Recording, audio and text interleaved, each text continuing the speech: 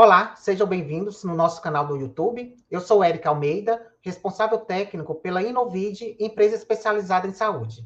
E hoje nós vamos falar sobre como realizar a visita técnica em unidade de terapia intensiva.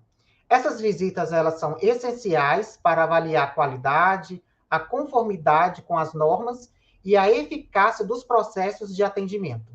Vamos explorar os passos essenciais para conduzir uma visita técnica eficiente e produtiva.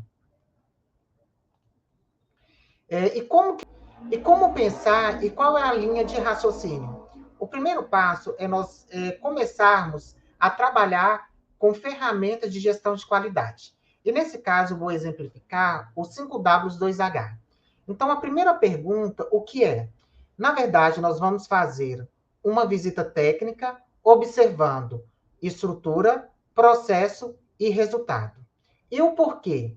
Porque essa visita, além de avaliar, ela identifica as oportunidades de melhorias daquele setor. E, nesse caso, a unidade de terapia intensiva. Quem? Quem é o responsável pela sua execução? O responsável é o auditor ou o profissional que trabalha em controle de infecção ou outro profissional da área de saúde que está sendo direcionado a fazer a execução da visita técnica. E qual seria a quantidade e o custo dessa atividade? Na verdade, para fazer a execução, nós não teremos custo.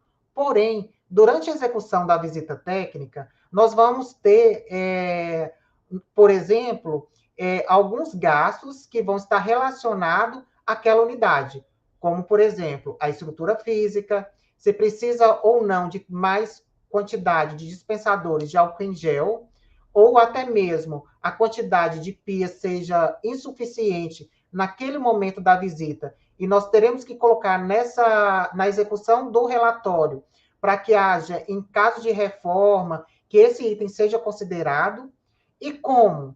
Aqui nós vamos colocar qual é o passo a passo para a resolução das oportunidades de melhorias que foram identificadas no momento da visita técnica. Quando? Sempre quando nós fazemos o nosso planejamento anual, essa atividade da visita, ela precisará estar no nosso planejamento. Ou seja, anualmente, nós vamos fazer o planejamento anual da CCIH e vamos colocar os setores que nós vamos fazer essa visita durante esse ano. Um segundo ponto é que quando nós fazemos o relatório, é importante estabelecer um plano de ação com data e cronograma da execução das oportunidades de melhorias que foi identificado no momento da visita, para que a gente possa acompanhar o processo como um todo. Então, aqui nós observamos que, tanto para o profissional que vai fazer a execução da visita, quanto para o gestor, precisa trabalhar com planejamento. E onde? Onde seria a identificação do setor, que nesse caso é a unidade de terapia intensiva. Mas o que é essa visita? Na verdade, essa visita ela é um diagnóstico situacional, onde há um mapeamento de processos relacionado ao setor, gerando um plano de ação, e a partir desse plano de ação, que seria as oportunidades de melhorias que estaria constando nesse plano de ação.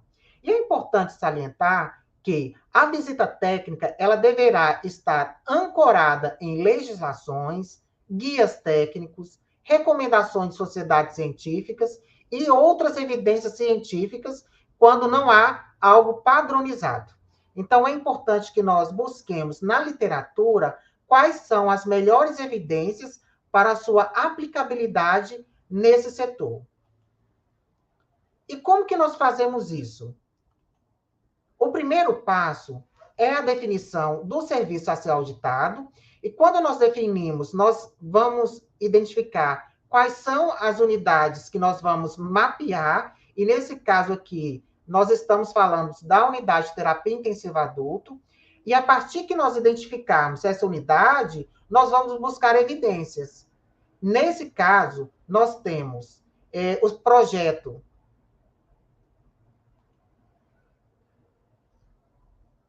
E como fazer? como que nós podemos fazer a execução da visita? O primeiro passo é definir, de fato, o setor a ser auditado, que nesse caso que nós estamos tendo a aula, é a UTI adulto. E a partir disso, nós vamos buscar as evidências, que são as legislações e recomendações. Como exemplo, nós temos os requisitos sanitários para funcionamento da unidade de terapia intensiva, como, por exemplo, a RDC número 7 de 2010. Porém, a RDC ela foi revogada pela RDC número 26 de 2012 e também pela RDC número 137 de 2017. E o que nós devemos fazer? Nós iremos mapear quais são os itens elegíveis para avaliação desse setor, tudo com o objetivo voltado para o serviço de controle de infecção ou, de fato, da funcionalidade do setor. Então, nós precisamos estabelecer qual é o objetivo dessa visita setorial. E, a partir disso, nós vamos elencar nessas legislações os critérios elegíveis que nós iremos fazer a auditoria. E nós temos alguns atos relacionados a essa legislação, que é a Instrução Normativa número 4 de 2010. O que essa Instrução Normativa ela fala? Ela fala dos indicadores para avaliação de unidade de terapia intensiva.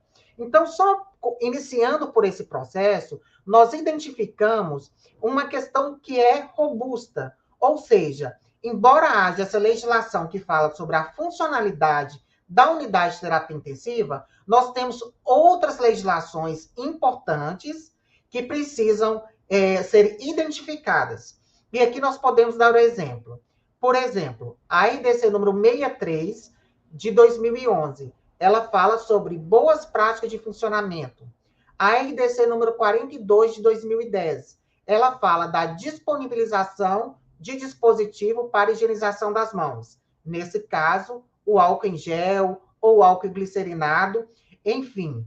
E também temos a NBR 7.256, que fala o quê? Fala sobre o controle de qualidade de água. E também fala da RDC número 50, que ela coloca toda a questão estrutural da funcionalidade dos setores de serviços de saúde. Aqui eu trago como exemplo o Guia para a Harmonização de Roteiro de Inspeção de UTI Adulto. Esse material ele foi elaborado pela Anvisa e ele foi elaborado para avaliar os serviços e servir até de guia de roteiro para avaliação. E nesse caso, ele faz uma pontuação que varia de 0 a 5. Então, o critério, nós vamos fazer a elegibilidade do critério e observar se aquela unidade ela possui. E a partir do resultado, nós vamos pontuando. E eu vou dar um exemplo aqui. Responsabilidade técnica.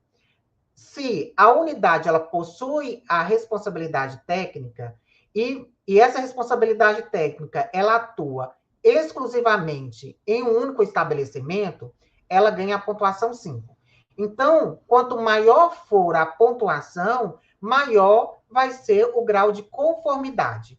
E vocês vão observar que, na última coluna, ela vem colocando qual foi o marco regulatório, ou seja, qual foi a legislação que deu base para que esse item fosse elegível para a avaliação da unidade de terapia intensiva. Então, esse roteiro nada mais é do que uma revisitação das legislações para que se possa avaliar a unidade de terapia intensiva adulto, e nós também temos outros roteiros, como centro cirúrgico, centro de material esterilizado, dentre outros. Quando nós também voltamos para exemplificar outras questões, que também são pontos de melhorias e que precisam ser identificadas pelo Serviço de Controle de Infecção Hospitalar, é a questão do equipamento de proteção individual. Então, a unidade ela precisa disponibilizar todo o equipamento e a CCH ela precisa auditar se os profissionais estão fazendo uso, como, por exemplo, em casos dos pacientes que estão em precaução de contato. Então, a gente vem colocando a pontuação de acordo com as observações que foram feitas naquele momento que nós estamos fazendo a visita. O mesmo também é para a higienização das mãos. Quando nós falamos em relação à higienização das mãos, a gente tem vários parâmetros a serem avaliados. O primeiro, a questão da estrutura. Será que a unidade de terapia intensiva, ela possui o número de pias suficientes, conforme estabelece a RDC número 50? Ou seja, se essa unidade ela possui uma pia a cada 5 leitos ou fração, excetuando os boxes de isolamento. O que significa isso? Que a cada 5 leitos ou fração, a unidade ela precisa ter uma pia para higienização das mãos. Ou seja, se essa unidade ela possui 10 leitos, nós temos que ter no mínimo 2 pias para higienização das mãos. Isso nós estamos avaliando estrutura. Segundo ponto, será que essa unidade ela possui o quantitativo suficiente de dispensadores de álcool em gel, ou álcool espuma, ou álcool glicerinado? Ou seja, a estrutura que vai permitir o profissional de saúde a fazer a higienização das mãos? E onde que nós vamos buscar essa referência? Na RDC número 42 de 2010, que está posto que para cada ponto de assistência nós precisamos ter dispositivo de álcool para a higienização das mãos. Aqui é um modelo, né, técnico da Inovid. Já a Inovid, ela trabalha por grau de conformidade. O que significa isso? Se o item que foi elegível, ele vai estar conforme, quando nós temos a completude daquele item, parcialmente conforme, se a unidade ela possui aquele item, porém, não faz a execução de forma efetiva. Exemplo, se eu vou avaliar o expurgo ou a sala de utilidades, nós vamos estar avaliando o quê? A identificação do setor, o tamanho dessa unidade, se as paredes são lisas, monolíticas, que se são passíveis de higienização, ou seja, dentro das características, se tiver algum item que não estiver conforme, ele é classificado como parcialmente conforme. Significa que a unidade ela possui, mas não está dentro da sua completude de adequação. Não conforme é quando o item, durante a observação, ele não está dentro da sua adequação. Exemplo, se eu vou avaliar a identificação desse mesmo expurgo, e esse expurgo ele não tem um tamanho suficiente, não tem uma pia de despejo, significa que esse item eu considero como não conforme. Um outro exemplo de não conformidade, na unidade, ela deverá possuir um DML, ou que esse DML seja até mesmo compartilhado com outro setor que esteja próximo. Se num setor, por exemplo, se não houver DML, é um item considerado não conforme. Então, é importante nós identificarmos, elencar quais são os critérios de elegibilidade para fazer a execução desta avaliação, encontrando oportunidade de melhorias.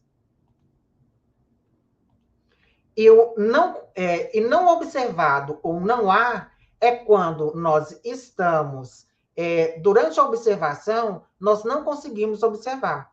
Por exemplo, na unidade, ela possui box de isolamento, porém, naquele momento, não tem como nós avaliarmos os processos relacionados aos pacientes que estão em isolamento respiratório, por exemplo. Então, naquele momento, não tem paciente internado, então vai ser um item que não vai ser observado no que tange aos processos naquele momento, daquela visualização momentânea que nós estamos ali observando no setor. E aqui eu trago alguns exemplos para a gente poder exemplificar. O primeiro item é, se a unidade de terapia intensiva ela está instalada em local exclusivo, de acesso restrito e com disposição de dispositivos para a higienização das mãos. Então, isso eu comentei no slide anterior. Então, se houver e tiver dentro da sua completude, nós vamos identificar como adequado.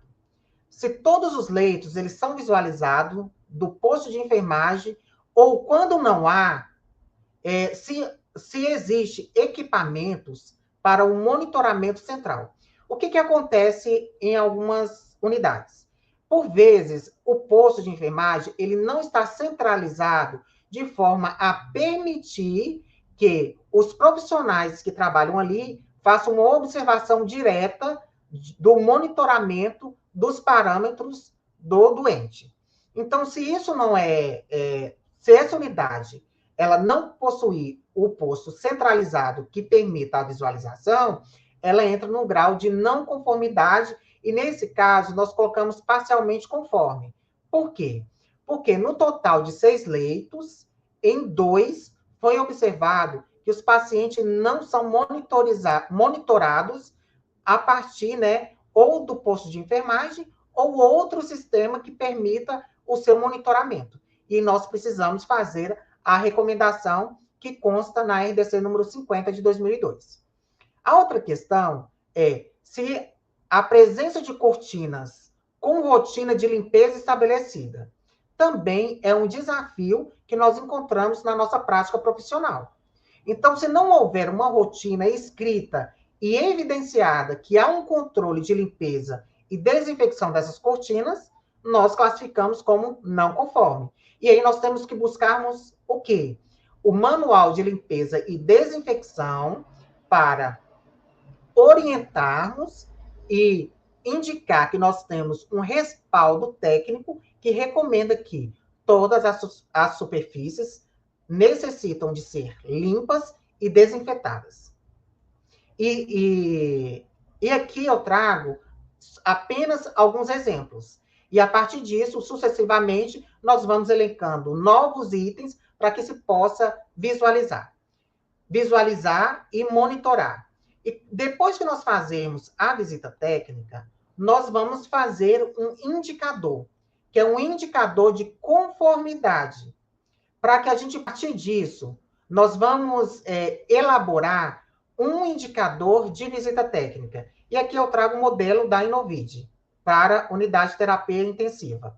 Aqui nós temos o grau de conformidade, então nós vamos contar quantos itens que foram observados e dentro daqueles itens, quantos itens que estavam conforme, parcialmente conforme, não conforme e não observado, ou se aquele item que eu fiz a elegibilidade, ele não se aplica naquele momento da visita. A partir disso, nós vamos monitorar a partir desses indicadores. Além disso, na elaboração do relatório, nós vamos fazer um plano de ação. Então, cada unidade ela vai trabalhar em um modelo de plano de ação. E aqui eu trago o nosso modelo, onde nós temos quais foram as recomendações sugeridas, quais são as ações, e aí o gestor ele precisa colocar quais ações que foram tomadas a partir da identificação das oportunidades de melhorias, quem é o responsável pela sua execução, quem são os responsáveis pela sua operacionalização. O que diferencia um item do outro? A execução é o profissional que executará a ação. Por exemplo, se nós observamos que as lixeiras daquele setor não foram identificadas, quem vai fazer a execução é quem? Geralmente fica a cargo da equipe da limpeza. Mas quem é responsável por operacionalizar? Nesse caso, a operacionalização, ela fica a cargo ou do gestor da enfermagem ou da administração da instituição. A operacionalidade que vai permitir calcular os custos junto com o responsável pela execução. Então, é importante fazer reuniões interfuncionais e multiprofissional na perspectiva de olhar quais foram as oportunidades de melhorias para que haja um plano de ação e esse plano de ação seja monitorado. Então, aqui nós encontramos duas oportunidades de monitoramento. O monitoramento das oportunidades de melhorias que foram identificadas durante a visita e também um indicador geral de todos os itens que estavam conforme, parcialmente conforme, não conforme e não observado ou não aplicado. E aqui nós finalizamos a nossa aula com o seguinte lema, que o bom resultado de uma equipe, ele é fruto de comprometimento de todos os membros. Por quê? Porque não existe a execução de um trabalho individual. Nós precisamos entender o contexto, envolver a equipe multiprofissional e só a união dessa equipe que consegue bons resultados. Então, por hoje é só, pessoal. Agradeço a oportunidade de estar dividindo um pouco do meu conhecimento durante esta aula. Acompanhe a gente nas redes e até mais. Tchau, tchau.